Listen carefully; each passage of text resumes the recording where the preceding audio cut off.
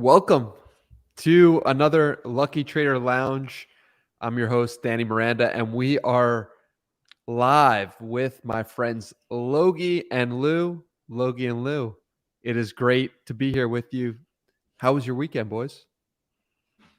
Did you see this? You see this hat I'm wearing? ACC Good. champs. It was a good weekend. That's all I can say. It's a good weekend. Oh man, yeah, it was good. It's starting to get cold over here. It was hit 70 yesterday, and then now it's like 20. So it's up and down in weather, but winter's here. In Colorado, Yeah. is that the weather forecast? Yep. Well, we have a very hyped Tony in the crowd. He's we got a hype Eric as well. It's great to see you guys here. Great for another week of NFTs. The biggest thing on my radar, and I'm sure on many people's radar this past weekend, was about the FUD happening in the punks community. Yeah. Where did you see that? How was your reaction to that, Lou? And take us through what happened from your perspective. It seems like a lot of people are doing a 180 on punks right now. And we've seen it with some of the price action. People are selling them off. We've seen a couple different Twitter accounts that said, basically they're just unhappy with Larva Labs and they don't think that they should be a part of punks anymore. And I guess what I'd ask you guys is, there was an account that the Twitter name is punk. It was like 4536 or something like that. So had a big tweet and was like, I have 8 figures in, I don't know if you guys saw this one, but I have like 8 figures in punks, and he was planning on selling off everyone except the one that was his avatar. But then he switched off of his avatar. So a lot of people were asking, well, why even hold that one avatar? If you're down on punks, why are you still keeping your name Punk? Why are you still pushing it? And he's like, well, that's my brand. And it's like, well, if you're unhappy with it. So what's your guys' thoughts? You guys think he should completely sell off the one that's his brand if he's claiming to be off of punks? I think it was 4156. Who's an ape like with a blue bandana, I believe. Yeah. I whatever. I think like a lot of the reason he said he sold as well, like there was some tax loss talk in there as well, right? If I'm remembering that correctly, that thread. So whatever. I don't know. I don't care. I don't care at all. Like I'm not sad about him doing that. The whole tax loss harvest thing, it's like, he probably had a post 6 months ago that was like, oh, in 10 years, you're going to want a punk or something. It's like, okay. And then within the same year, I think people are I think a lot of influencers are getting exposed right now in their long-term views. And now they're like selling things off. Yeah. I really have like no super strong take about like individual people's actions as it relates to punks and their sales or keeping of the sale, keeping of certain ones. Whatever, everybody gets to make their own decision. I think you're exactly right, Lou. I think like we're gonna see some people outing themselves and walking back words or eating words that they had said not that long ago. As a result, that's totally okay. People can change their minds. But it's gonna provide some interesting conversations for us to be able to have on streams like this. So in terms of the punk FUD, I don't think it's FUD at all. Like I think from my perspective, punks are the clear top project and will be, with Larva Labs involvement or not. I think there were some good tweets, and like I don't have them up right now, but I think there were some good tweets about like punks and apes are like 2 totally different things, right? Like completely different, despite being very similar in terms of their initial use, which is just a profile picture. They are like very, very different things. They're very, very different companies, if you want to call them companies. And so actually at a certain point, I think it doesn't even really make sense to compare the two, despite, of course, them being the 2 probably most notable NFT projects as a whole. I'm curious if that's similar to somebody who is very in the weeds of Facebook and MySpace, let's say, right? Somebody who is studying Facebook and MySpace all the time and asking themselves and saying, are these even the same thing? Right? Like, my question to you, Loki, is are you so in the weeds that calling punks and apes completely different things? Like, what makes that the case for that? Yeah, I think it's as simple as like Larva Labs has done nothing for punks and has reiterated, I believe, in their silence, like not literally, but like just in action and silence on this type of stuff, that punks are punks. They were, fairly distributed, able to be claimed for zero long ago. And that's what they were. And that's what they are. And they've grown to where they are in spite of all the different things that have happened in the NFT ecosystem as a result of their historical provenance and, the association that Larva Labs has garnered with Ethereum, Web3, and the emergence of all this stuff. So I think they are two clearly different things. I think you're right. It might be a little bit harder for others to tell because what we see at present time is just them manifested as profile pictures. But I think as this distinction between the two, I think the disparity in the distinction between the two will grow as Larva Labs does nothing and Yuga Labs does more and more. And I think it's totally okay for them to be different things. I think it'll become more obvious and more clear to other people that they are different things and that it's fine for them to coexist in different ways. But yeah, I think to answer your question, Danny, I think it might be because I am a little bit more in tune with the, what has happened here and the history. I think over time it'll become more obvious to all participants that these are different things.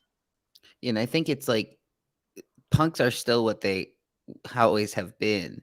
It's weird that this is happening like all of a sudden because there's like a competitor now. But I think it's almost like this year there's just all of these other projects that are coming out and you need a reason to separate and you need a reason to have utility and things like that. And I feel like people just broadly are seeing other projects do stuff and wondering why is the one that's supposedly prominent is lacking in the utility department. Yeah, it's really strange though that like why is this conversation happening 6 months from Bored Ape Yacht Club dropping? Like nobody cared about it 6 months ago that Larva Labs was doing nothing and punks were still supreme. And like we knew or had ideas that punks weren't probably going to add in all this utility. They are what they are.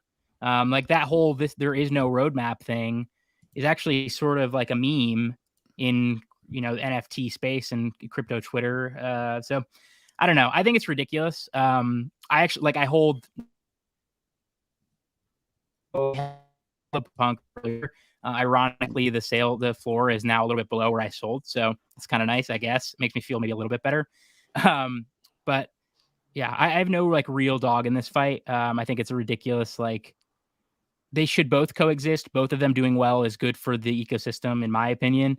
I don't really understand why there's controversy here.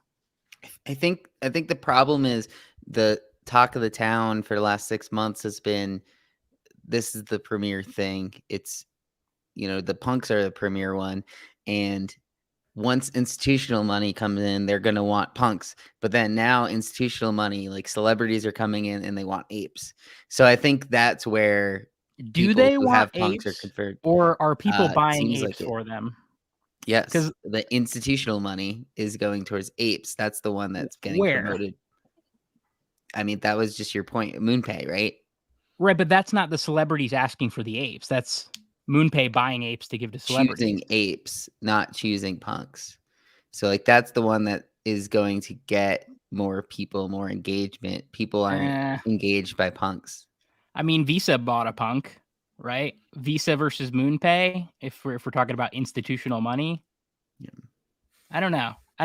I just what upsets you the most about this? I have no dog in the fight. I'm not upset about either side here. Like I think they should both win. I don't understand why it matters. Like why any of this matters in terms of if punks get flipped, they get flipped.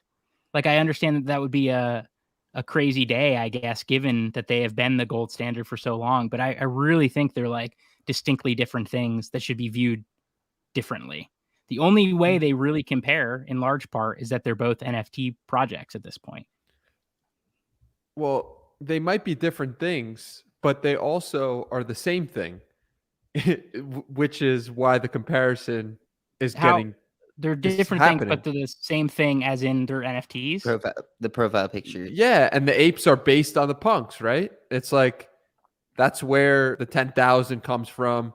And so they are inherently coming at it with the same principles, but obviously they've executed their 10,000 profile pictures differently, given that one started way before and another is innovating and building a company and adding different utility. But I mean, there's a lot of similarities between them too.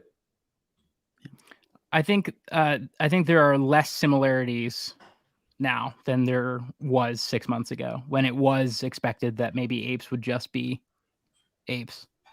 So then if there's that many differences, then wouldn't that mean it's more likely for one to come out ahead that wasn't before, now that they've separated themselves as different?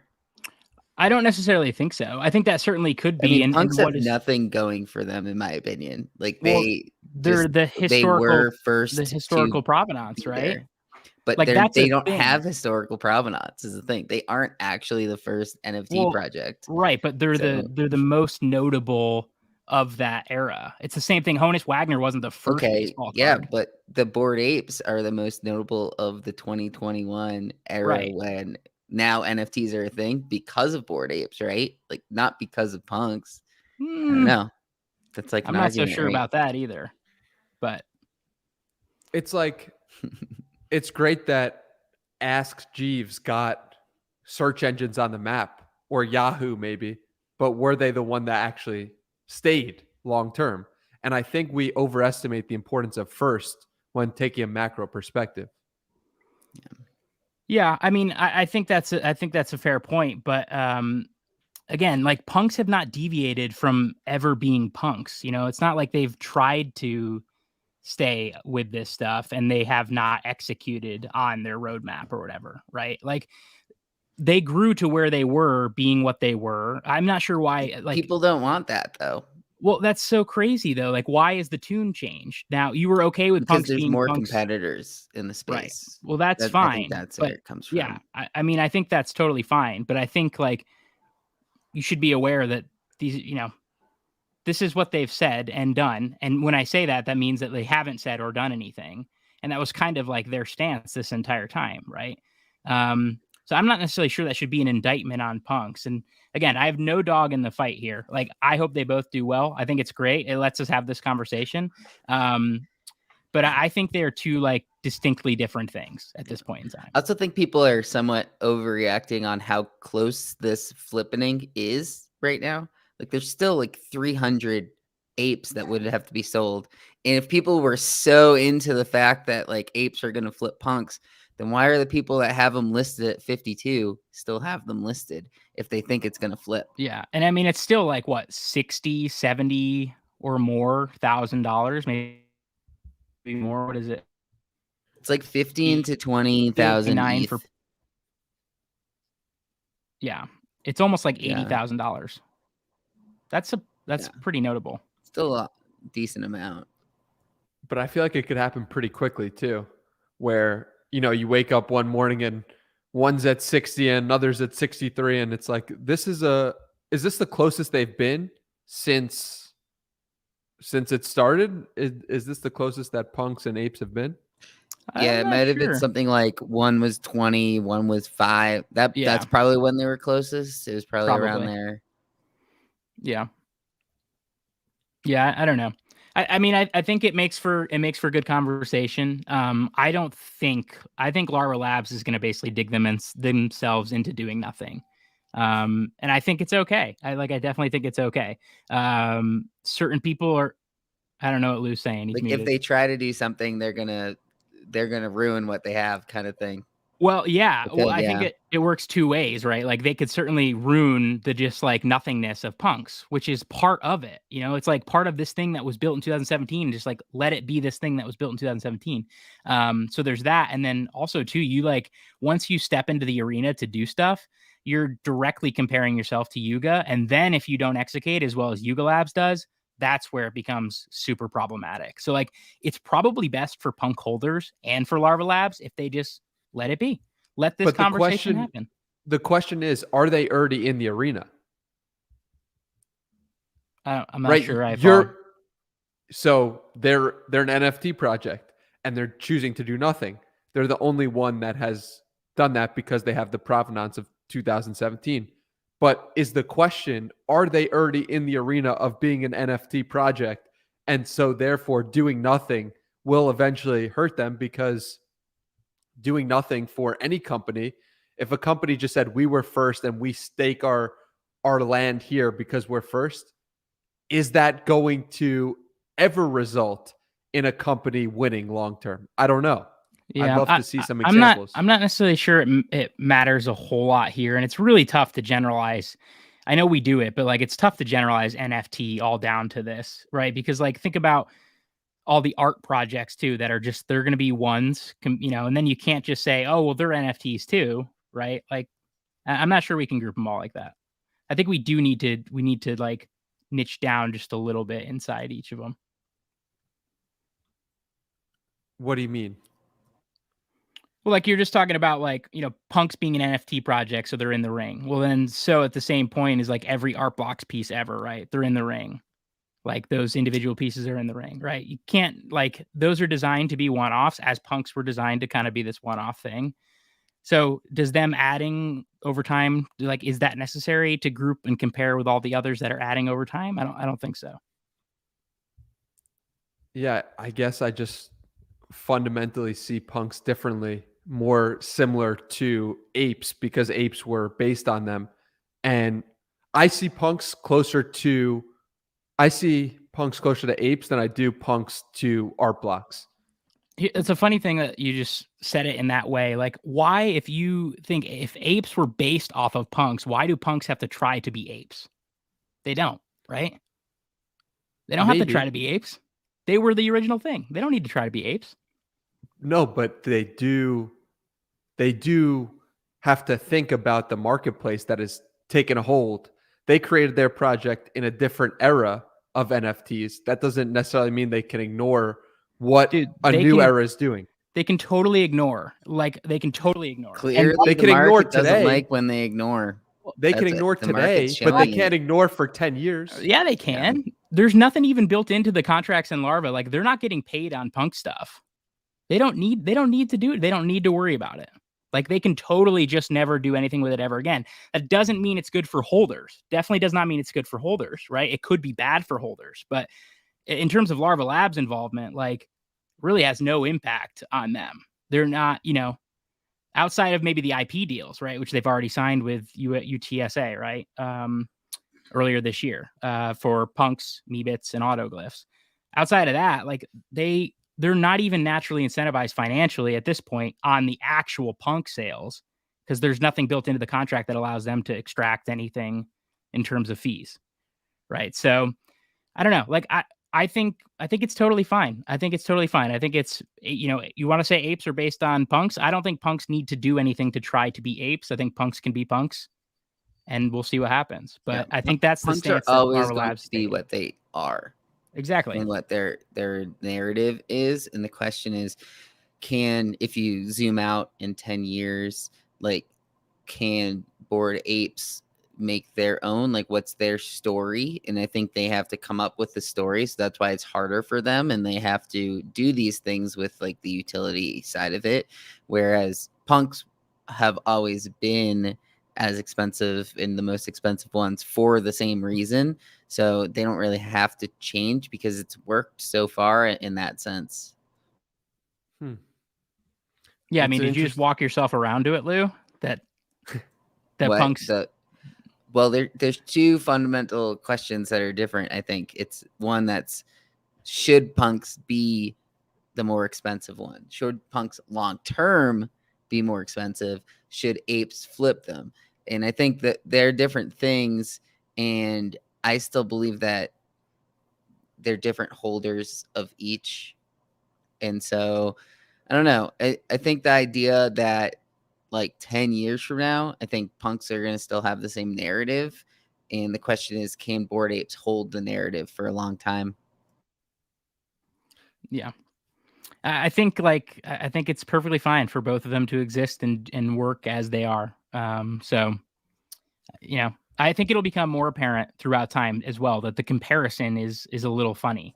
Well, I think another question is like these people that are dumping the punks at 80, are they turning around and buying an ape? Like, I don't think that many of them have been. We could figure it out. But that's what I mean. Like Dom just sold one for 80. Is it to buy an ape, or are they selling them because they're more concerned about market overall and coins? That's what Dom said. So in Dom Hoffman, we're talking about co-founder of Vine, Loot, Blitmaps, all that stuff. Says, I don't use it as my profile picture, haven't for a while. Personally, don't identify it with it as much anymore. Figure my ETH NFT exposure is really high already.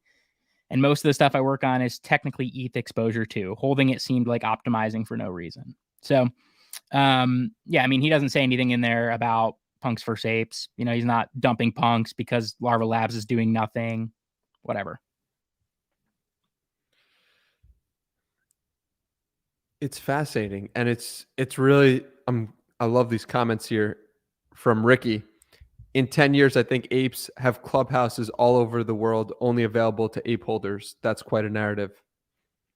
And then Eric says, if apes flip punks in 2021 and we move forward to 2031, will people actually care about punks? The 4-year head start might not matter when we zoom out later. Yeah. Yeah, that's fair. But the same thing could be said of apes, right? Like when we zoom out 10 years from now, apes might not matter. That's why I think for apes, they have to be doing these other things because they don't have the always going back to like being the first big name. They don't have that narrative. Punks will always have that narrative. But if people want more, they're going to go to the one that's providing them more. Yeah. And speaking of providing more, it's like the apes just launched the mobile game. And then they pushed that back, of course, like everything in the space. So did any of you guys get a chance to play it or check it out? No, it didn't launch yet. It didn't launch. I saw screenshots of it on Twitter. I don't know if there was a private beta or something like that, but they've pushed it back, I think, a few days now. So Apple rugged them. And they had it in test flight. So I think some people had the like testing version of it. But then once they went to push it to production, Apple was like, no, we don't want to support this anymore. That makes for a good narrative as well. Well, let's continue on the NFT news for the coming week.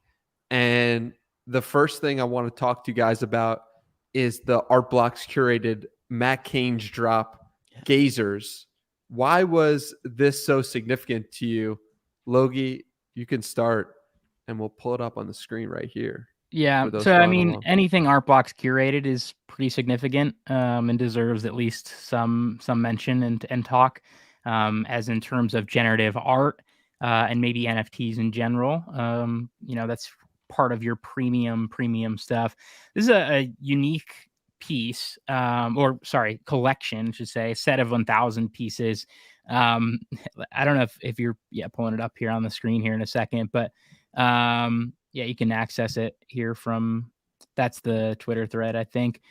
Mm-hmm. So Matt Cain, the artist here, they're generative moon phase calendar NFTs. So like not generative moon phase NFTs, but generative moon phase calendar NFTs that like sort of dynamically update each and every day. I think the quote that I pulled there from Matt was they echo the day, echoing the change of light in our skies. So they're kind of like designed at midnight each night to sort of like, I'm not exactly sure how it operates. Hopefully we can get Matt on to talk about it at some point.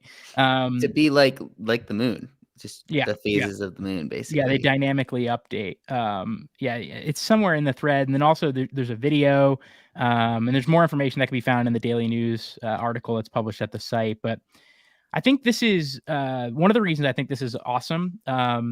Aside from it being Artbox curated, which of course will ensure that it is highly demanded, starting at 15 ETH. We haven't seen one start that high in a while, so I think Artbox. Have we, Lou? Did I just lie? I don't. I'm I not don't think sure. I don't think we've. I had never one know what they that start high. at because they never sell at the first one. Right. Well, regardless, I think it's interesting, one, because Artbox curated, but then two, we talked about pack a lot last week. I actually saw some pack FUD on the timeline this weekend with Merge and Mass.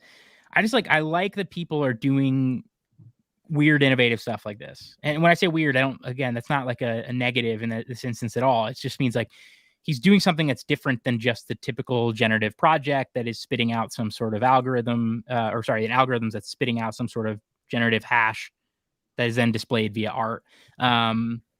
He's trying to innovate and bring in all these other things, which I think is, when I try to put together, I've mentioned this a few times, struggle to put together like a super strong conviction on generative art and the code plus blockchain plus art thing. I've struggled with it, but this is the type of stuff that makes me feel better about ultimately what generative art can be and like the cool, crazy shit that people are going to be able to do. This is going to push beyond the bounds of like static imagery, right? Which is what this technology is going to allow us to do. And then level in all the things about NFTs in general, right? Verifiable scarcity and authenticity and all that stuff. And this is where it gets really interesting to me. So in terms of the actual mechanics, I'm not going to be able to voice them as well as I'd wish to be able to. But I do really, really appreciate people trying to innovate and push beyond just the status quo. Lou, what's your perspective on this? Yeah, I like that it's different, and it's also an artist that people know by name, which I think helps with a project like this on Art Blocks. It'll be interesting to see what level that they sell at, because I think right now the NFT market is a little in the middle. I think some people are after this past weekend and the way that some of the coins dipped. I don't know if people are as excited to be spending 5 Ethereum or more on something. So I think it'll be interesting to see where it lands at, because I think in like a hype bull market, this would be selling for 5+ very easily. And now I'm a little less sure of that. So it'll be interesting to see. But I kind of think this is the type of project that people would buy and be more likely to hold for a little while to see what this, like, the changes is all about. So I think it's more likely that people will be holding them if they buy into it this time. Yeah, and when you look at Matt Cain, is that somebody you knew previously, or you just know he has a big following? Yeah, he in his profile he says he was listed as one of the top 100 and influencers on the blockchain or something like that, artists on the blockchain from Cointelegraph. And so he's a name that a lot of people are like, oh, Matt Cain is doing that one. I've seen a lot of comments like that, and I think that's what I look for a lot with art blocks.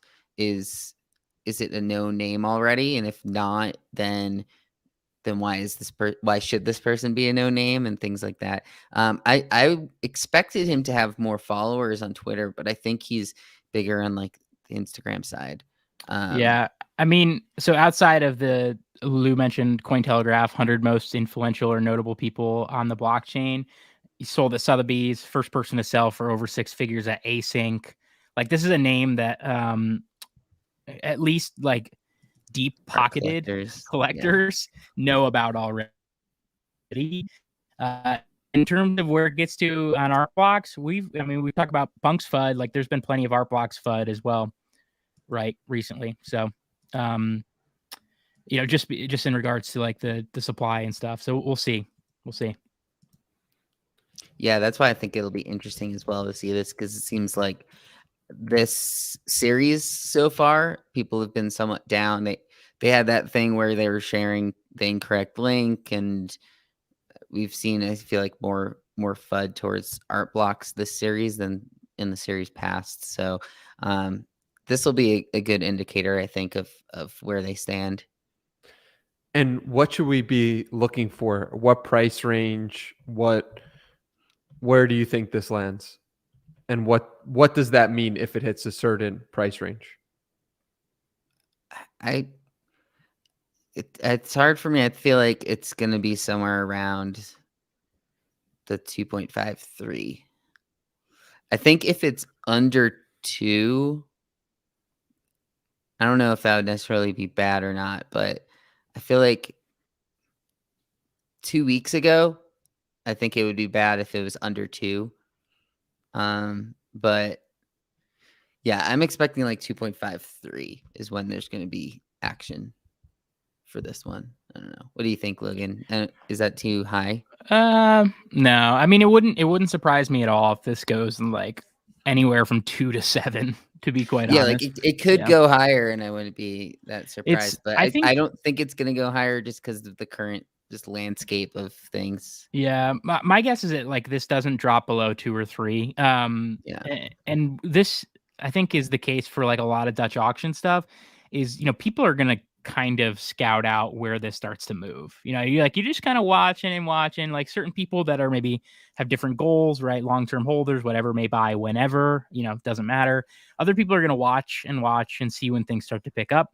And then you can start to gauge, okay, what could a cost basis look like with gas fees on top here? And really,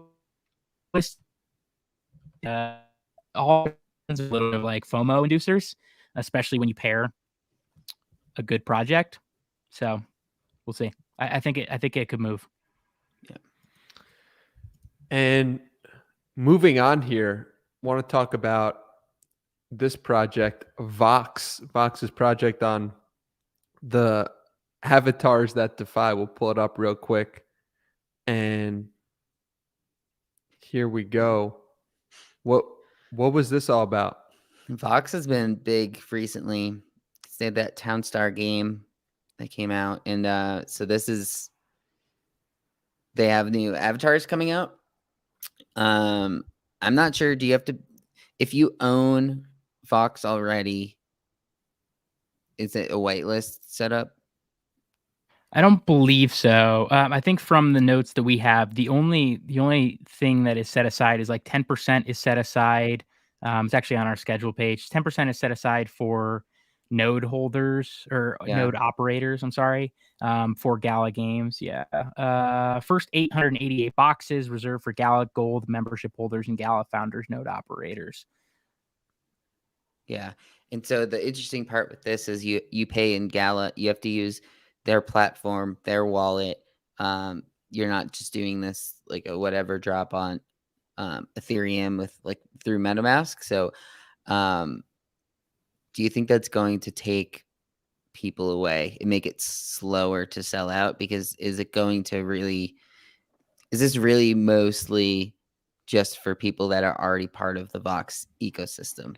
I don't know that it matters right now because like this ecosystem, I wouldn't say Vox ecosystem, but Gala games in general, right? If you're actively participating here, and a lot of people are, Gala, the coin itself has seen significant. It's up like 300% last 30 days, up like 155. This is like the top thing on Gala right now. Yeah, I mean Mirandus.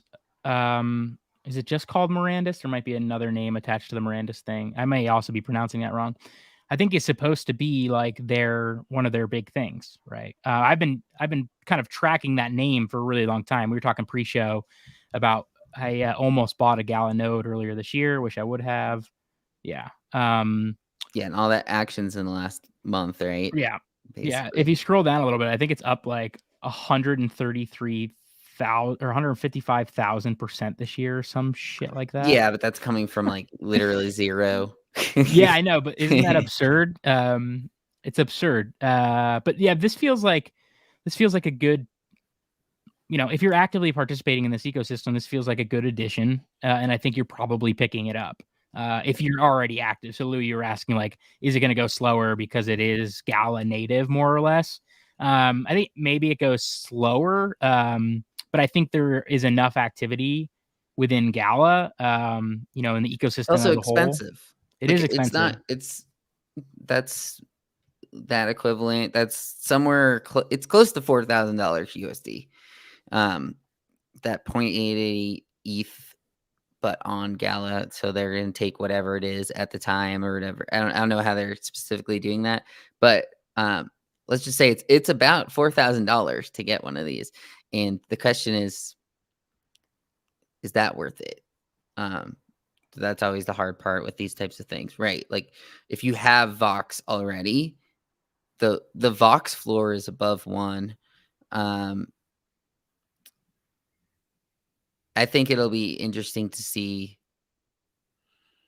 with this, because a lot of people that are already part of Vox have probably, like you said, like if they got into Gala at 10 cents and they're already 4x from there even, or if they got in at 5 cents and they're, so if these people got in a month ago, then they're probably, to lack of use a better term, Gala rich, in the sense that like this to buy 2 of these probably isn't too difficult for them because they already have that much Gala made from the game.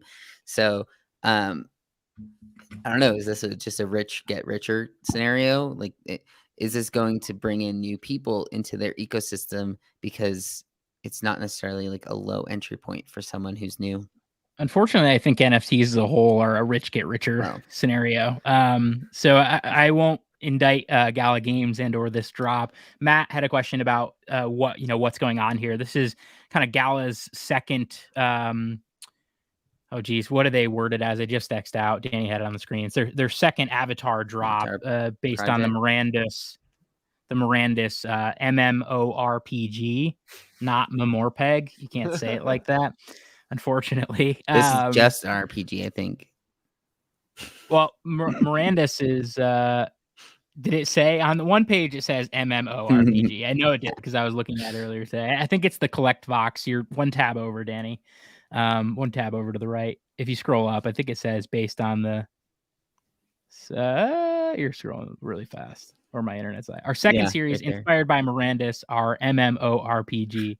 Expect adorable elves dwarf. So yeah, this is just a second iteration avatar drop. There is, as of right now, there's no like airdropping for collectors, though, as we noted, there are 888 that are set aside for Gala Gold members and node operators. I saw Eric put in here, he doesn't think it's going to go slow. I really, I second that. I think, God damn it, dogs. I really do think that, this is an ecosystem that at present time has executed really well. Lou, you mentioned Gala rich people exist. And that will, maybe be enough. But even outside, I'm actively considering participating, even though I don't hold any Gala, if I can, right? If I can participate, it's pretty wild. But this feels like, I've mentioned many times, I don't know how to properly assess games and or metaverses. I'm bad at it. I think I'm bad at it. So this feels like one, though, that I'd be willing to take a bet on based on the execution thus far from the team. And so whether that's through this project or whether that's through the Gala coin, one way or another, there's multiple opportunities for you to sort of, it's not going to be the same, but you can attach yourself in some way to this project. Of course, not financial advice. Have any of you guys played the game? And if so, is it good? Is it amazing? I'm sure because it's increased in price. I've not played any of the games. I know people that have, like Carlini, right, is tweeting all the time about Carlini's Townstar, big in right? Townstar, which is the other Gala. It's kind of like a Farmville look to it, and I just think a lot of people they're making enough each day, and if you're sitting there grinding the game, then you're leveling up and they have different bonuses and things like that. It's type of thing though where it's like, because it's as profitable as it currently is. So it's kind of like Axie in February, March, where if Axie were to do a drop around then, like anyone that was in it already was easily going to hop in because everything was so profitable. So I guess the question is I don't know enough about the the return that these are getting. Like if it's say it's 0.88 and you make 0.05 Ethereum back each day, like if it's a couple months and That you would be get wild. that initial back. 0.5? Did you mean to say that, or do you mean 0.05?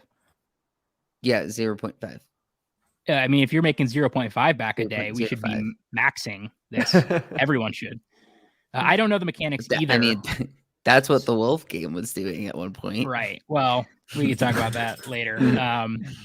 I don't think Gala is setting itself up to be quite as Ponzi-like as maybe the initial. If you're making mechanic. $100 a day off of it, then it's probably worth it to you. If it's a game that you're already playing as well, and you're also getting that rare lotto idea where some of these are probably going to sell for 100. Like there's some Voxes that have gone for over 100 Ethereum. Like people have been talking about punks, people have been talking about apes, but Vox in the background has been very profitable for people. Yeah, and Danny, if you bring that page back up, like they use the pun right in the header, right? This is avatars that DeFi, right? Like there is certain utility here that is baked in with epic utility. Actually, I thought I linked it, but I guess I did not. There's a Medium article that goes into greater depth about what that utility is. That Tony shared with me that I think I linked, but maybe I didn't. If not, I'll go back in and make sure it gets added to the Daily News article that's now up on the site for this morning. Just a small programming note. We'll now have those kind of pre and post day, sort of to prepare you in the morning with some storylines, and then we'll wrap it up at the end of the day. So in case you're looking for those things real quickly, available on the site at luckytrader.com. As an aside though, there's a Medium article that came out like maybe a week and a half ago about some of this utility and its expected place, these avatars' expected place in kind of the Gala ecosystem. See if I could pull that up real quick right now. Yeah, and Eric's saying it looks like 100-day payback, which I think in a lot of these like passive income projects, 100 days is good. Like a lot of them, there's not many that are less than 100 days. And I think, 3 months. And like he says, like you still have the NFT. If the NFT floor, even if it dropped to 0.5 Ethereum, then you only need to make the 0.3 back for it to be worth it. So I just think that it's probably hard for this to just straight up fail for most people because this is like the hot game right now. But at the end of the day, like it's still a lot of money for new people. So that's the part that somewhat concerns me is like new people hop in, and what if they aren't making it back that quickly? And is that going to put a sour taste in their mouths? That sort of thing. Yeah. So they're basically promising people they're going to make their money back in 100 days? Nope. Someone probably can't do that. Did a calculation outside of that, not the company themselves, not the project themselves. Other people are doing out math of what they're expecting it to be. Yeah. That makes a lot more sense. The other thing I want to say here is I mentioned it earlier, but like, you would be in purchasing this habit more of a right, but Gala Games as a whole is a big ecosystem of games, not designed to be just one, right? So like, there's execution risk, of course, but they can spin off games that fail and it would be okay so long as they, develop a couple hits. And so that's pretty awesome, right? And they've already, like Townstar, for example, has been wildly successful thus far.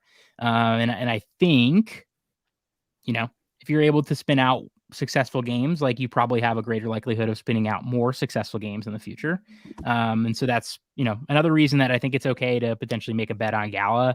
And when I say that, I don't necessarily mean like the specific coin or like any specific game, but finding a way, potentially to get yourselves involved here at any starting point, whether that's with one of these avatars or whether that's a different Vox collectible, as Matt was talking about, or again, the coin or whatever. Like, what gaming is, Lou, did you say 2022 is the gaming year? Is that what you said? Yeah, I think so. I think we'll see a lot of games. People are talking about 2022 being the gaming year. I mean, Gala the coin itself has found it's now in the top 50 in terms of total market cap. but it's only 3 billion total market cap. And we spent a lot of time talking about like Activision and, you know, all those others, right, recently, and like how much opportunity is here in the gaming space. That it's not outrageous to consider this growing exponentially still. Might be tough if companies like Apple aren't as welcoming in like Epic Games. Yeah. Did you see Ricky's note? Like back up a little bit. This one. Apple's terms don't allow for mobile games where NFTs bought outside the Apple Store. Like this is prototypical. If they're not Apple, getting a cut. right? Yeah. But Gala doesn't rely on Apple, right? Sure, but I'm just saying like the idea of games next year, I think a lot of that's going to have to do with big brands accepting NFTs in, and we haven't really seen a lot of them doing that. Yeah, I mean, I think that's the natural rub right now with the success or lack thereof of these projects is like, so what, was it Steam that was like, we're not, nothing with blockchain, you're done, whatever. There's going to be tons like that. I think Epic might be the same way. Is Tim Sweeney the Epic guy? I think he's spoken kind of ill about NFTs. Maybe. I could be mischaracterizing that. Some of the rub is going to be, how do these existing platforms that have millions of users embrace NFTs, and will they or not? And if they don't, it's going to be harder to get new users into NFT games until the barrier to entry, the friction required to play, is removed. Right now, that friction still exists. I spent a lot of time last week actually talking to Jason Bales about like some of the frictions. Well, of course, I think everybody realizes that, right? The frictions to involvement right now, like the barriers to entry, are actually what make it so lucrative for those who are willing to be curious and to try, right? As it gets easier for more and more people to come in, that's where you start to shrink the margins on what's possible as an investor or a collector or whatever the case may be. So, like, I think if you're a gamer, like let's say you're not into NFTs at all, but like you love playing games, and you want to potentially level yourself up financially, like, you know, grit through, gather some grit your teeth and push through and like try to mess around with some of these games. And like you could do really, really well if you spot a couple winners, or you get yourself invested in a couple winners. It doesn't even mean like actively investing financial capital. It means like play and see what happens. Like these games are going to airdrop shit. Gala airdrop stuff all the time, I think, you know, like there's free money that's bound to be handed back out in some way as a result of like the realignment of incentives between creators and players. And yeah, so play. I need to figure out a way to play, because I don't know how to play. I suck at games. I'm not good at seeing which game's good. The voxel stuff like doesn't appeal to me. I got to figure out a game strategy. I don't have one right now. Yeah, just got to get into some DeFi Kingdoms, DeFi Land. That's on Solana. That could be something. Yeah. Well, I mean, we'll see. I think play everything. Why not? Right. I keep trying to get my little brother to like who plays games. I was like, please play games and write about the games, and let me publish the stuff that you write about the games. I can't play games. I suck at games. When's Parallel gonna have a game that's usable? Because I feel like that one makes a lot of sense. Like card games, I think are gonna be the easiest, most transferable to blockchain. So I'm surprised there aren't more of them. There's some on like Wax, but a lot of people are only on Wax. So I don't know. It'll be interesting to see. What about real board games? Do they have any potential? Like, shit, man, I love like real board games. I like word games, and I like Ticket to Ride, like real simple, like pretty popular one. I love those games. I'm not necessarily good at them, but I love playing them. That would be another fun. I don't know what their applications or their move to blockchain looks like. Probably has like a branding thing, but yeah, I mean, it's a good point though. Like, why is there not some sort of like version of Risk that's out there? It'll all be there eventually, for sure. I think it's inevitable. It'll all be. Yeah, the Mintopoly is not like Monopoly though. It was like what are those games? The capitalists mobile games. You know what I'm talking about? No. It was like venture capitalists. It's like this mobile game where you have like you buy like one for like one coin, it's the first, like it's a house. And then once you can like you start generating income that then you can pay for the $100 house. And then it's the $1 million house. And as you go down, you're like growing your bankroll. And then so they made this version that's called Mintopoly on the blockchain, but it didn't really catch on. Well, many it's an interesting frictions. idea. Yeah. And speaking of games, what's the latest with Wolf Game? Oh man, they're still paused. I think this week they're going to be dropping like they created like a new phase of the game that's going to be land focused, and they're going to have like farmers that you can buy the wool with, and then the wool that people have already accumulated are going to be in this pouch that slowly drips over time. And at first they're going to like allow people to withdraw 10,000 wool, which is good enough to like buy a farmer. But some people have like 1 million wool that's in this pouch that is going to be slowly distributed over the next 4 years. So I think the floor in that is still over half an ETH on the wolf, which held up pretty well, I think. I think I see 0.68. Is that what I see here on the site? So we'll see what happens when that relaunches. 0.57. Sorry. Yeah. 3 for sheep. And that one's from the original one. Yeah, you're not on the That's migrate. one that people haven't transferred yet. So I wonder if people are still buying those ones. That'd be interesting. Probably, unfortunately. So Danny, basically, right now you're buying a sheep and you don't know how much wool it has, which is kind of an interesting dynamic because it could have 50,000 wool, it could have 20,000 wool. Like you're unsure of how much it has. It's not like out there, but some of the sheep have a lot connected to it, so it'll be interesting to see once they start the pouches. And they had to migrate it because there was an exploit in the contract, or So then there was an exploit, and there were people who copied. Yeah. Right. And every single derivative project, every single project afterwards, rather, basically they all had like, because they're all just copying the same thing. And then it's like, well, if one had a break, then the other ones will, because they didn't write the original thing, so they don't know how it's supposed to work. What is the takeaway for the consumer who sees a project with a lot of hype but doesn't know if a contract has an exploit? How do you go about figuring it out or seeing that there's mistakes? You wait and rely on technically savvy folks to tell you that there is one.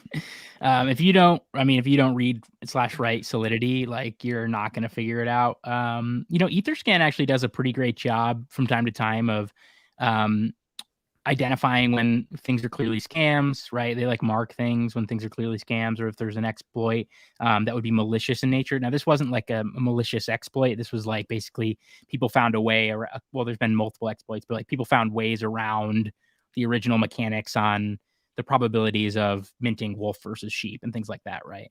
But Etherscan has done a pretty good job of alerting when something is up with a particular address. Like if there's a hacker, they alert it, things like that. OpenSea has actually started to do that with compromised accounts. We had a question in the Discord earlier this week about, hey, this thing has a flagged compromised account, whatever, red notification.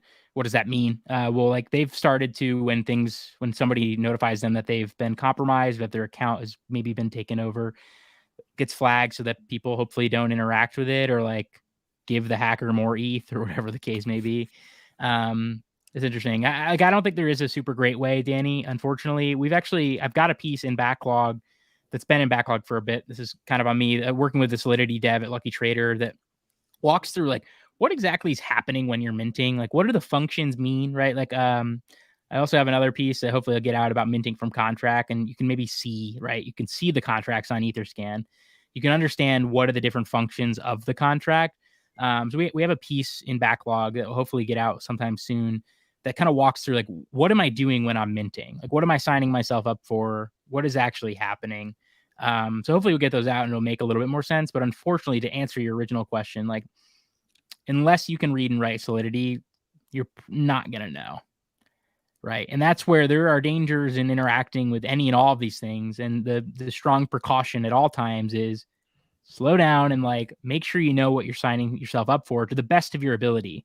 Take other precautions, right? Like use a hardware wallet or create a new hot wallet every time you want to interact with these maybe games that are a little sketchy or are quickly thrown together or whatever the case may be. So yeah, it's a danger. It's a wild west. Again, that's one of the reasons why it's potentially lucrative to be here, right? Is taking these risks, taking on the challenges does set you up to potentially profit in ways that others who are unwilling to take those risks would not. What about the perspective of a Bored Ape or any sort of token that's stolen or a punk? Have these been stolen, and how have they been stolen? And then has OpenSea shown that they were stolen? Do you guys know anything about that? I've seen that sprinkled on the timeline a bunch. Yeah, there was a big one last week, right? With freezeframe.eth. Is that right, Lou? You know what I'm talking about? Because Beanie was like tweeting about how there was a fire sale on this guy's account, but unfortunately he had just been compromised. I don't know what has happened with like he lost a Bored Ape and I think a whole bunch of other stuff. Maybe not. I thought he did. Yeah, I mean, should it be on OpenSea? Probably not, right? Like, they're not the one connecting your wallet to something or clicking a link on. Like, it's another idea of should Discord or Telegram be at fault either? Like, you're still the one that's clicking and allowing it for better or worse. But I don't necessarily. How much can OpenSea do? I guess is my thinking with it. Yeah, I don't think they should be liable or, I mean, any of those issues. You got to DYOR, right? Do your own research. I think there's definitely some ethical and or moral challenges if you were going to buy from a compromised account and take the fire sale on something like this. You know, like that was the hacker tries to get rid of stuff as fast as they possibly can, right? Before whatever. So you got to definitely like consider not purchasing from those people. I'm in the account that was hacked, but I can't find what happened with the ape.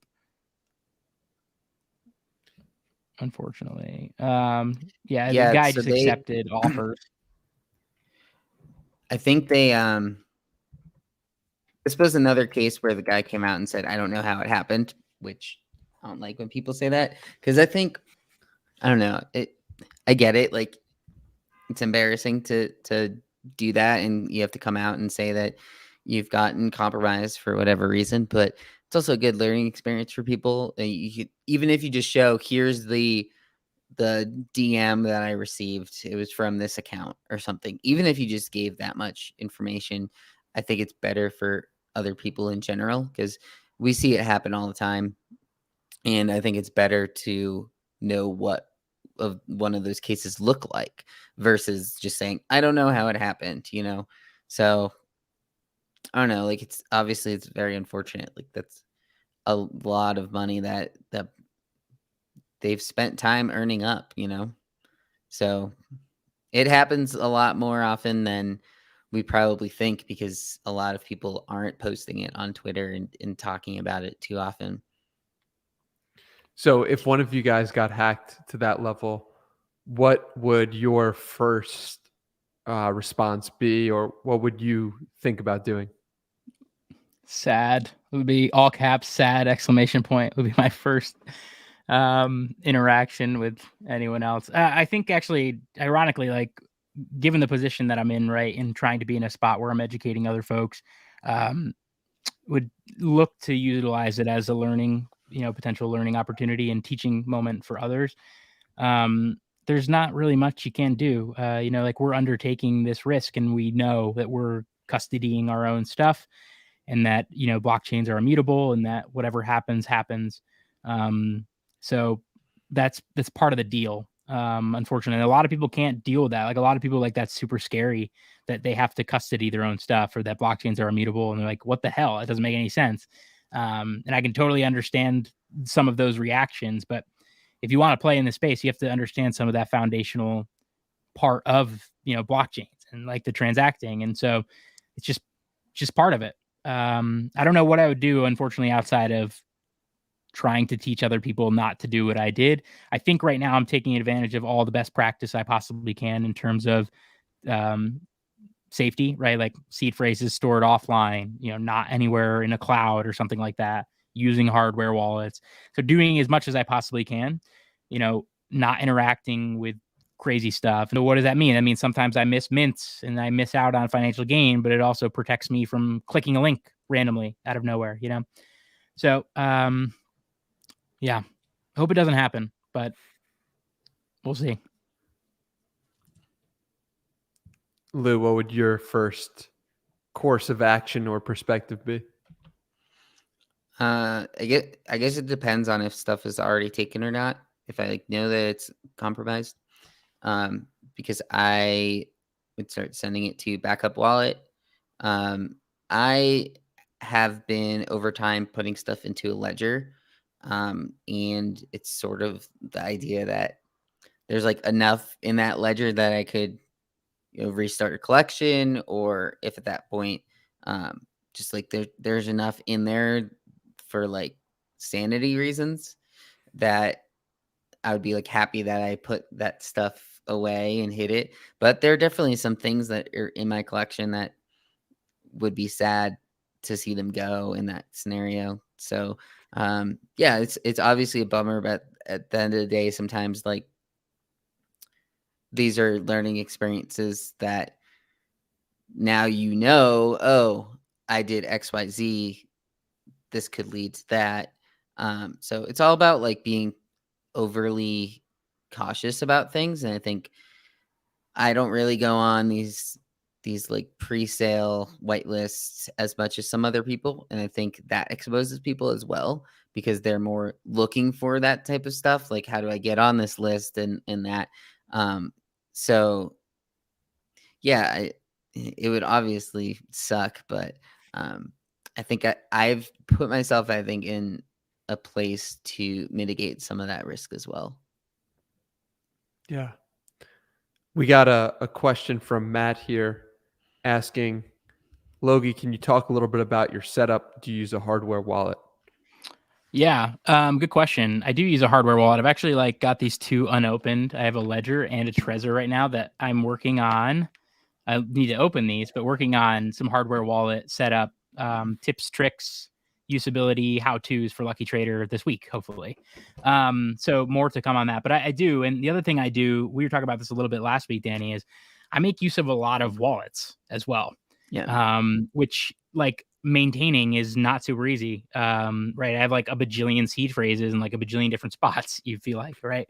But it mitigates risk where I'm willing to put half an ETH in one wallet that's on a whatever different browser or a different laptop entirely and interact solely with that to do more risky stuff. You know what I mean? But then at the same point, like I have a vault that's backed on a ledger that I send stuff I interact long term. So my setup is kind of to try to go back. My internet is rugging me, I think, a little bit here. Can you still hear me okay? Yeah. You're good now. Yeah. Okay, cool. Sorry about that. So in like three kind of parts, like right now, I've got like multiple hot wallets that are set up and designed to take advantage of certain things, right? One or two to be like super risky on different browsers or different laptops or different computers, right? To take advantage of things where like I may want to kind of degen my way into something, but I don't want to expose other assets in a collection or whatever. And then I have what's a hot wallet versus a cold wallet? Hot wallet just meaning that it's not a hardware wallet in this instance. You can it's the most liquid, like you can pull straight from it, versus like the Ledger, you have to go in, you have to go through your codes, right. You have to then send it back to somewhere to your MetaMask. Like MetaMask is the hot wallet in this case. Mm-hmm. Right, if not connected to a hardware wallet. Yeah, so hot wallet meaning no connection to hardware, just straight up wallet, right? Seed phrase, no connection to hardware, can interact, as Lou mentioned, with a click on device. You don't need the ledger with you.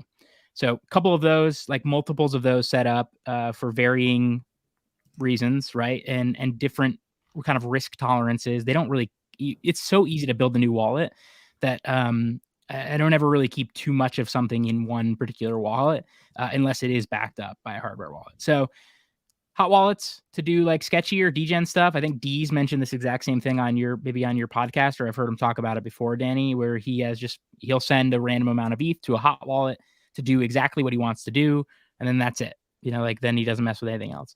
Then of course wallets that are backed up with more of my precious items and or ETH via hardware, and then actually, I guess those are the two things. Those are it. Yeah, I've got like multiple devices, multiple browsers, multiple wallet providers as well.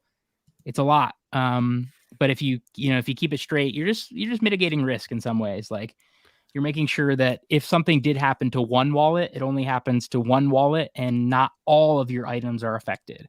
It's very easy. It's scary, but it's very easy to transfer NFTs, to transfer Ethereum, to spread yourself out if something were to happen. That's a landline here ringing. I don't know if you can hear it. That's how stuck in the dumb days I am. Mhm. But yeah, I mean, it's pretty easy. It's sometimes scary, but if you can find a way to get your assets spread out across a couple different wallets, just as a precautionary thing, right? Like if something did happen to one of them, you wouldn't lose it all. And so that's, I feel comfortable doing that as of right now. Like I'm comfortable with holding multiple wallets for multiple assets for multiple purposes. I understand that that's not the easiest thing to keep track of, but if you give it the care and attention to detail that it maybe deserves, depending on how much is in there, I think it's definitely doable. And it's just a risk mitigation, thing. How often do you look at these different wallets, and how do you track it all? Yeah, how often do I look? I mean, they all serve different purposes, right? So like my vault, which you you can find it on Vault ETH. Sorry about the dogs. I look at that I don't know, not that often. There's no reason to look at it. It's my long-term stuff. And Lou, how does that differ from your setup, if at all? I pretty much just hold currency in my hardware wallet, and I think of it more as like a bank, like a savings account, where if I need to get money from it, I can. But for the most part, it's like tucked away, and I can't really access it. I guess the way that I look at NFTs is I'm more okay with NFTs getting taken away than ETH. So, in my mind, I don't like the organization of many wallets. I get it, but I think it overcomplicates at the same time. I have like a main backup wallet. So there was one point in time where, what was I forget what it was, but there was like a drop and it was kind of a sketchy site and I connected to it and it might have been Gutter Cats. I think the Gutter Cat drop was like this. It was sketchy, their drop, and then it got people got in a half hour early or something. And so I was concerned because I had already connected to the site. So I sent my Bored Ape to my backup wallet. I started sending things that were like higher end. So I guess my mode of thought process is move the high end stuff first, and I can just send it to my other wallet with the idea of, can I get these transactions on the blockchain faster than the person that got into the wallet? Which I don't necessarily know if that's the best way to do it or not. But I have a lot of 2FA. Yeah. So I'm big on 2FA. Like Uber will send me texts that's someone trying to, like, everything I have is at least that secondary layer because to me, I like getting those texts in a way because it's like, okay, like I know I'm protected. So I have a bunch through like the Google Authenticator app. Like I have a bunch that are on there. But yeah, for the most part, like there's probably ways I can do it better, but in my mind, I think Yeah. I'm knowledgeable enough and cautious enough that for me it's easier for me to have most of what I do on one hot wallet, and then instead of for NFTs, I used my backup wallet instead of the ledger. Yeah, I think I've seen Carlini talk about this before as well. Carlini, Yeah. founder of Penelope's and previously with NFT boxes, that there are like some, there are some like misconceptions about how much safer a hardware wallet is versus like a hot wallet. Like, so long as you're not sharing your seed phrase anywhere or you're not like storing it online, you're pretty safe. Like you're like 99.99% safe. Like, do not type it in anywhere ever unless you're definitely restoring your wallet on definitely the right link. Like, otherwise, if you're keeping it offline, you're not keeping it in the cloud, you're not like screenshotting. Oh my gosh, my girlfriend, I set her up with a rainbow wallet and she screenshotted the picture of her freaking seed phrase. And I saw it later and I was like, what are you doing? Like, why did you do that? Luckily she doesn't have too much. Like, actually, I think she was holding a deep black at the time. Do you remember those, Lou? Deep blacks?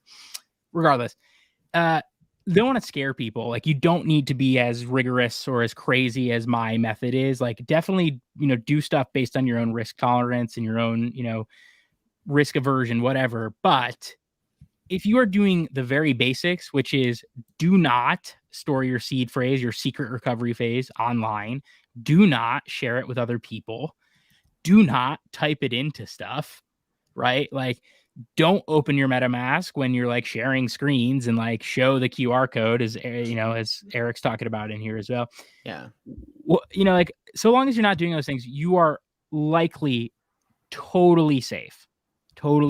But if you want to get a little bit safer, you use a hardware wallet, right? If you want to get a little bit safer, you have a wallet for, X, Y, Z that you never touch ever, right? If you want to get a little bit safer, you can level up. You can add like, it's kind of like the divide by 2 thing, right? Like, you can keep doing it forever and forever, and you can't ever get to 0 or whatever the hell. I don't know. You know what I'm talking about, right? But like, you're not ever going to get to 100% most safe possible secure thing in the whole entire world, but you can get very, very close by just leveling up every time there.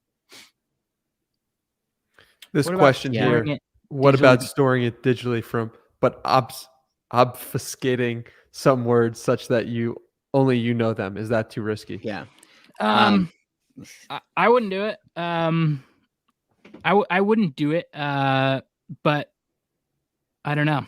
I like too risky. Of the what did they call the things that like you save your password offline on? Yeah. I think Bitfold is the one that they don't actually provide you the full amount of letters. Like, you only do like the first 4 letters of each. So it's kind of like that, right? Because I think the way that words are I don't want to say selected, but the way that words are on the seed phrase, I think as long as you have like the first 4 letters and the last letter, it's something like that, where there's enough of the word that you know what it should be. I didn't like that in the one that I got that was offline. So this thing is what I have that is from CryptoSteel, where you basically it's don't put it too close to the camera, Lou. No, but it's like a stick. And it pulls up, and it's you can't read it from here, but like it's a somebody stick, will and like save those this are the letters. image and zoom in at 100 million X. Yeah, but I also like you can put them in backwards. You can put them in a different order. Like, I have it in a different order where there's numbers in there, and you can like set it up where like you do the first 4 words and then the last 4 words, and so there's different ways that you can go about it. But I don't know how much of it you need to confuse yourself either. Yeah. Like, when we have you this want to be able conversation, to like do it. When we have this conversation, Lou, it doubles down my conviction on my the seed phrase book idea thing, which we should not disclose here because I don't want anybody stealing it. I've been holding that idea for 5 years now. So yeah, I mean, I should probably just get like a physical safe. Like, I have it written down like here, a bunch of them, and it's just like written, and it's like I should put that somewhere that's not just sitting. But I don't know. Yeah. At the end of the day, right now, in this point in time, how many people that like were to come and into my apartment to like steal something would even know what this little stick was. Less now than there will be. Yeah. More now than who There knew was. about it. They would try to like take the laptop. So if it's somewhere that's right there, easy on the laptop to pull, that's something different. But yeah, like I think as far as protecting, most people are doing enough at this point. Yeah, I think it's obviously super important, right? It's obviously very important to do the very basics, but as Lou mentioned, like in terms of leveling up and making it like extra 1% safer, like you could be actually introducing more risk by doing so. You know what I mean? I was mentioning the other day, like part of my thing, right? Like I have so many different wallets. And I actually realized the other day that one of the wallets, I freaking wrote down 23 of the 24 words for the seed phrase. Like what an idiot, you know, like that's a risk when you keep building a million wallets and like you're a little sloppier than you maybe should be. And so if you're doing the basics, you're probably okay. You know, and just do it based on your own risk aversion, your own risk tolerance. And so long as you are not sharing it, you're storing it offline, you're not like hastily entering it online to different things, like you're probably gonna be okay. But like there's a lot of times that you need to enter it, and When this a is the lot issue. of times, Yeah. a lot There's of times where times, you need to go like enter it a lot to of times. okay, so what about this scenario? You don't have your laptop and you want to add MetaMask to your phone and you're not at home, or you don't have access to your laptop, and you get someone compromised your account. Like at some point, like, do you need it somewhere else? That's somewhere I in the didn't cloud. I didn't super follow, but like What if your laptop gets stolen? You need to access it okay, that's and like you're not one home. that's like one time though. Like Yeah. I can't remember the last time for like my vault or any of my wallet. Like I can't remember the last time I typed it somewhere. Yeah. I guess I'm just trying to think out loud of like scenarios. Well, yeah, you will need to use it if you are restoring and only if you are restoring or you're Yeah. adding it to a different device, right? Those types of things. But I don't think that's a lot. Like I don't want to scare people into thinking that like it is not normal for you to type your seed phrase. Yeah. Definitely not normal for you to do so. Right. It's not an That's everyday why occurrence. it's easy enough to like leave written down offline, because most of the time you'll be, if you're going to be recovering it, you're probably sitting at home and you're like, oh, I just got this new laptop or something. And that's when you go in to do it. I know that MetaMask has some issues with their mobile where it just like crashes and then you have to re-download it. Those are when I've had to use it in the past. But yeah, kind of like what Eric's saying, like I never really need my seed phrase. That's why it's always so confusing to me when you hear about people getting stuff stolen, because it's like the only times I have used my seed phrase is when I knew going in I would be using my seed phrase. Does that make sense? Yeah, Right? you're just conflicting a little after you said you typed it a lot. So, but we've gotten back to I it. think that the MetaMask mobile like breaks all the time, so I Just don't don't use use it. it anymore, because it would be like, up there's an issue and you have to like redo it, and then it's like, well, if you're on your phone, it's more likely that you want to like copy and paste it or something, right? But yeah, that was sort of my thought, is like, what if you only have your phone and you don't have it written down, and you're not at home, and it's like a dire situation like that.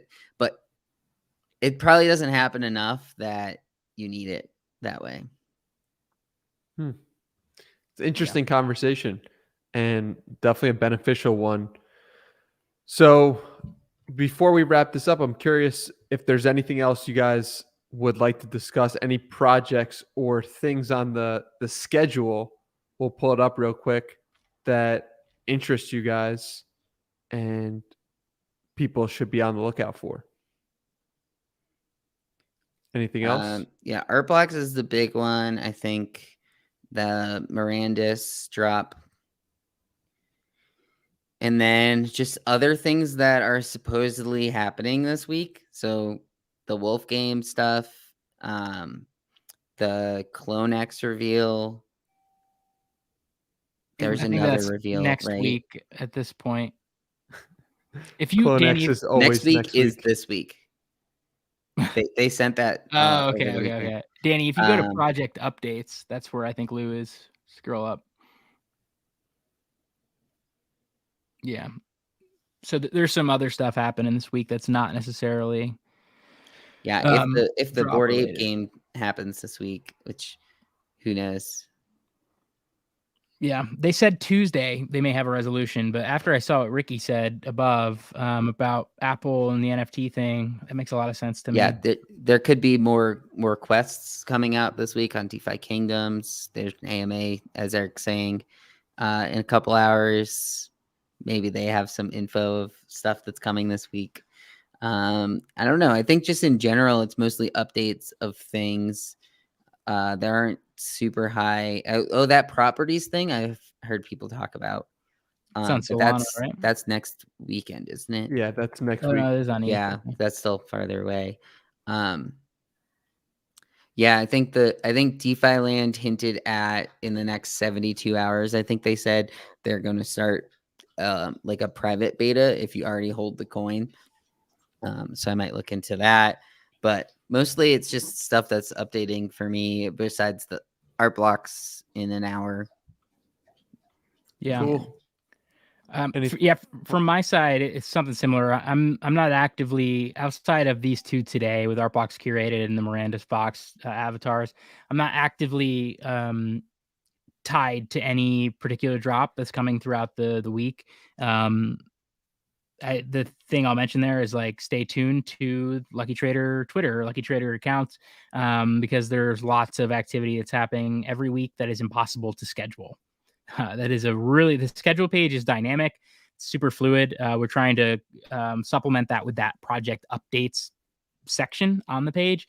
But as you may well know, the NFT ecosystem does not typically happen and operate and execute at the exact times that they suggest or hope to operate. So, yeah, I mean, it'll be just kind of keeping my ear to the ground throughout the course of the week, and we'll see what happens. I'm excited to see a little bit more about the Vox thing. I'm likely not participating in the Art Blocks Curated drop, though, of course, we'll be watching and monitoring as it happens, and we'll have more information on that later today. But I am looking to participate in the Vox avatar drop later today. So, Well, we'll be looking to see how that goes for you, Logie.